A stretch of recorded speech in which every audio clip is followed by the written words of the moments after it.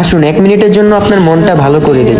ধরুন আপনাকে একজন ডাক্তার রিপোর্ট দিয়ে বলল আপনি আর মাত্র 30 মিনিট বাঁচবেন, আপনি ক্যান্সারে আক্রান্ত, এখন ঠিক শেষ পর্যায়ে। এটা শুধু আপনি জানেন, আপনার পরিবার কিংবা আপনার বন্ধু বান্ধব কেউ জানে না। এখন এই রিপোর্টটা পাওয়ার পর আপনি বাসায় গেলে প্রতিদিনের মতন আজকেও আপনার বাবা আপনাকে বকাঝকা শুরু করলো, তোকে দিয়ে কিছু হবে না, সারাদিন কোথায় কোথায় থাকিস, তুই অকাজের ছেলে, ইত্যাদি ইত্যাদি। মধ্যবিত্ত বাবারা যেমন হয়, আর তখন কি প্রতিদিনের মতন আপনি আজকেও তর্ক করা শুরু করবেন, নাকি প্রাণ ভরে বাবার বকাগুলা শেষবারের মতন আরেকবার শুনে নেবেন? হঠাৎ আপনার আম্মু আপনাকে এসে বলল, নে ভাত খেয়ে নে। আপনার মনে হবে এই বুঝি আমার মায়ের হাতে শেষ খাওয়া, এখন আমি তো আর বাঁচবো না। আপনি পরম তৃপ্তি নিয়ে খাবেন এবং আপনার কাছে মনে হবে এটাই আমার সব থেকে শ্রেষ্ঠ খাবার, যদিও সেটা ডাল ভাত হোক না কেন। এখন আপনি বাইরে বের হলেন, হঠাৎ করে আপনার এক পুরনো বন্ধুর সাথে আপনার দেখা, যাকে আপনি মোটেও সহ্য করতে পারেন না, সব সময় তার সাথে কথা কাটাকাটি হয়। এখন আজকেও আপনাকে সে কিছু কথা শুনিয়ে দিল। আচ্ছা, এখন কি আপনিও শুরু করে দেবেন? না, আপনি হয়তো তাকে জড়িয়ে ধরবেন এবং বলবেন, দোস্ত ভালো থাকিস। আপনি আপনার এলাকাটা একটু ঘুরে দেখছেন আর ভাবছেন এই বুঝি আমার শেষ দেখা। প্রাণ ভরে দেখছেন আকাশ বাতাস গাছ, এদিকে আপনার এলাকায় যে 2-3টা কুকুর আছে ওদেরকেও আপনি প্রাণ ভরে দেখছেন। হয়তো এটাই শেষ দেখা।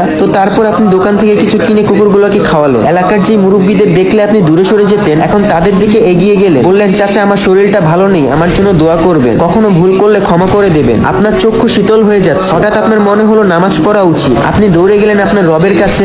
আজ আর কোনো দুনিয়াবি চাওয়া না, শুধুমাত্র ক্ষমা ভিক্ষা চাইলেন। আপনি যা দেখছেন তাই ভালো লাগছে, সবকিছুই অসাধারণ। শিশির কত সুন্দর, দুপুর সুন্দর, বিকেল সুন্দর, রাত সুন্দর, বাতাস সুন্দর, জগৎ সুন্দর, মানুষগুলোও সুন্দর, কুকুরগুলোও সুন্দর, সব সুন্দর, কিন্তু আমি থাকবো না। দেখেছেন, সবকিছু আপনার ভালো লাগছিল এতক্ষণ, এর কারণ আপনার মধ্যে এতক্ষণ কোনো ইগো ছিল না। আর ইগো না থাকা মানুষ পৃথিবীর সব থেকে সুখী মানুষ। আর আমরা মানুষ কখনো মৃত্যুর কথা ভাবতেও চাই না। সো গাইস, আসসালামু আলাইকুম। আজকের গল্পটা এটুকুই ছিল। আশা করি আজকের গল্পটা আপনাদের কাছে ভালো লেগেছে। যদি আজকের এই গল্পটা থেকে কিছু একটা শিখতে পারেন, তাহলে অবশ্যই ভিডিওটাতে একটা লাইক করে দিবেন।